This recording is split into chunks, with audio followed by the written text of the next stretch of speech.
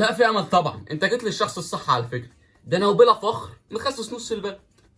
نص البلد مش باين يعني. انا ما بحبش اتكلم عن نفسي، انت بس قول لي انت عايز تخسس ايه وتنزل كام كيلو. هو في غيره اللي تعبني ومحسسني ان انا عامل زي الوحده الحامل؟ بس كده؟ ده تخسيس الكرش ده اسهل حاجه بالنسبه لي. انت بتتكلم بجد؟ طبعا بتكلم بجد. كده بقى احنا عرفنا انت عايز تخسس ايه.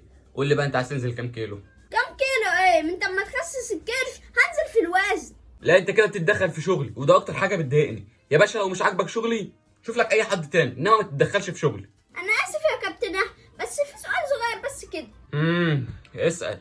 مش انا لما اخسس الكرش هنزل برضو في الوزن؟ ايوه كده، اهو كده انا ارد عليك. انا لما اخسس لك كرش هخسس لك الكرش بس مش حاجه تانية، فبالتالي الكرش بس هو اللي هينزل، فمش هينزل حاجه من الوزن.